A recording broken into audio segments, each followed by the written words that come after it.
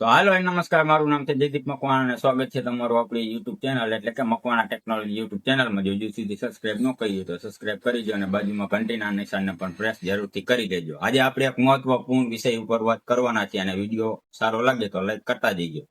આજે આપણે જન્મ તારીખનો દાખલો કઈ રીતે ઘરે બેઠા કાઢવો એના વિશે આપણે ચર્ચા કરીશું. તો વિડીયો સારો લાગે તો લાઈક કરી દીજો, ચેનલ ઉપર ન હોય તો સબસ્ક્રાઇબ કરી દેજો. કારણ કે જન્મ તારીખનો દાખલો તમારી પાસે હોય કે ન હોય અને ખોવાઈ ગયો હોય તો કઈ રીતે એને કઢાવવો, તો ચાલો વિડીયોને શરૂ કરો. આપનું સ્વાગત છે. આજે આપણે આ જ ગૂંચવણભરી લાગતી પ્રક્રિયાને એકદમ સરળ રીતે સમજીશું. ચાલો તો સીધા જ એ સવાલ પર આવીએ જે લગભગ દરેકને મૂંઝવે છે કે ભાઈ જે વ્યક્તિ પોતાની અડધી જિંદગી પસાર કરી ચૂકી છે, શું એ ખરેખર આજે સત્તાવાર રીતે પોતાના જન્મની નોંધણી કરાવી શકે છે? આ એક ખૂબ જ મહત્વનો પ્રશ્ન છે અને એનો જવાબ જાણીને ઘણા લોકોને મોટી રાહત મળવાની છે. અને જવાબ છે ચોક્કસપણે હા. સરકારના નવા અને અપડેટેડ CRS પોર્ટલ એટલે કે સિવિલ રજિસ્ટ્રેશન સિસ્ટમ પોર્ટલને કારણે હવે ઉંમરનો કોઈ બાદ રહ્યો નથી. આ પોર્ટલ દરેક ભારતીય નાગરિક માટે ભલે તેમની ઉંમર ગમે તેટલી હોય એક આધુનિક અને સત્તાવાર ઉપાય લઈને આવ્યું છે. તો ચાલો આખી પ્રક્રિયાને સ્ટેપ બાય સ્ટેપ ઊંડાણથી જાણીએ. બરાબર, તો પ્રક્રિયાની શરૂઆત કરીએ.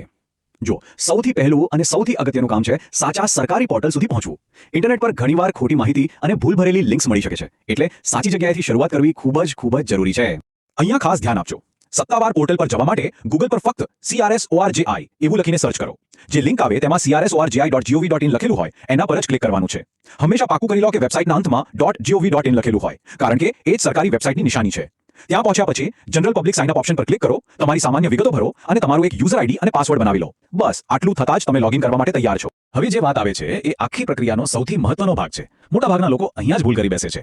કાયદા મુજબ જન્મ પ્રમાણપત્ર મેળવવાના બે અલગ રસ્તા છે અને કયો રસ્તો અપનાવવો એ જન્મના સમય પર આધાર રાખે છે. આપણો કેસ કયા રસ્તા પર આવે છે એ સમજવું સૌથી અગત્યનું છે. તો આ બે અલગ રસ્તા શા માટે છે? એનું કારણ છે જન્મ અને મરણ નોંધણી અધિનિયમ 1969. આ એ મૂળભૂત કાયદો છે, એ રૂલ બુક છે જે આખી પ્રક્રિયાને નિયંત્રિત કરે છે. આ કાયદો સ્પષ્ટપણે કહે છે કે જન્મના કેટલા સમય પછી નોંધણી કરવામાં આવી રહી છે તેના આધારે પ્રક્રિયા કેવી રીતે અલગ પડશે. આ જાણકારી હોવી ખૂબ જરૂરી છે. હવે આ તફાવતને બરાબર સમજી લઈએ, કારણ કે આ જ બધી ગૂંચવણનો ઉકેલ છે. જો બાળકના જન્મના 21 દિવસની અંદર જ નોંધણી થઈ રહી હોય તો પ્રક્રિયા એકદમ સીધી અને સરળ છે. બધું ઓનલાઈન ફોર્મ ભરીને પતી જાય છે, કોઈ ફી પણ નથી. પણ જો જન્મને 1 વર્ષથી વધારે સમય થઈ ગયો હોય તો એને વિલંબિત નોંધણી એટલે કે ડિલેડ રજિસ્ટ્રેશન કહેવાય છે. આ પ્રક્રિયામાં થોડી કાયદાકીય કાર્યવાહી અને દોડધામ છે. આમાં કોર્ટ અથવા મેજિસ્ટ્રેટના ઓર્ડરની જરૂર પડે છે અને થોડો ખર્ચ પણ થાય છે. આ એક નાનો પણ બહુ મોટો તફાવત સમજવો એ જ સફળ અરજીની ચાવી છે. એનાથી સમય અને પૈસા બંને બચશે. તો આ ફર્સ્ટ ક્લાસ મેજિસ્ટ્રેટનો ઓર્ડર વણી શું છે?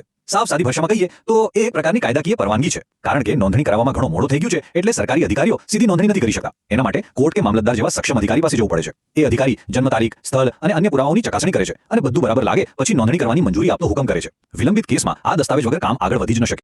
સારું, તો હવે કાયદાકીય પાસા તો આપણે સમજી લીધા. હવે આવીએ પ્રેક્ટિકલ વાત પર. ઓનલાઈન અરજી શરૂ કરતા પહેલા બધા જરૂરી કાગળો હાથ વગા રાખવા ખૂબ જરૂરી છે. આનાથી અરજી કરવાની પ્રક્રિયા એકદમ સરળ અને ઝડપી બની જશે અને ભૂલ થવાની શક્યતા પણ ઘટી જશે. ચાલો દસ્તાવેજોની યાદી પર એક નજર નાખીએ. સામાન્ય કેસ હોય એટલે કે 21 દિવસની અંદરની નોંધણી હોય તો હોસ્પિટલનો રિપોર્ટ, માતા પિતાના આધાર કાર્ડ અને રહેઠાણનો પુરાવો પૂરતો છે. પણ જો નોંધણી વિલંબિત હોય તો થોડા વધારાના દસ્તાવેજો જોઈશે, જેમ કે નોન અવેલેબિલિટી સર્ટિફિકેટ એટલે કે NAC. આ એ વાતનો પુરાવો છે કે જે તે સમયે જન્મની નોંધણી થઈ ન હતી. સાથે વિલંબ શા માટે થયો એનું કારણ દર્શાવતું એક સોગંદનામું અને સૌથી અગત્યનું પેલો મેજિસ્ટ્રેટનો લેટ એન્ટ્રી ઓર્ડર. તો આ આખી ચર્ચાનો સાર શું નીકળ્યો? આ પ્રક્રિયા ભલે પહેલી નજરે કોઈ ભૂલ ભૂલામણી જેવી લાગે, પણ જો આપણી પાસે સાચો નકશો હોય તો રસ્તો એકદમ સીધો અને સરળ છે.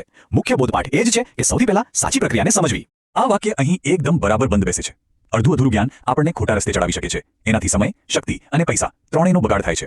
એટલે જ અરજી કરતા પહેલા એ જાણવું અત્યંત જરૂરી છે કે આપણો કેસ તાજા જન્મનો છે કે વિલંબિત નોંધણીનો.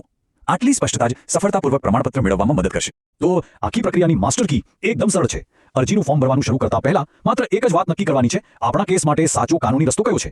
શું એ 21 દિવસની અંદરની નોંધણી છે કે પછી 1 વર્ષ પછીની વિલંબિત નોંધણી?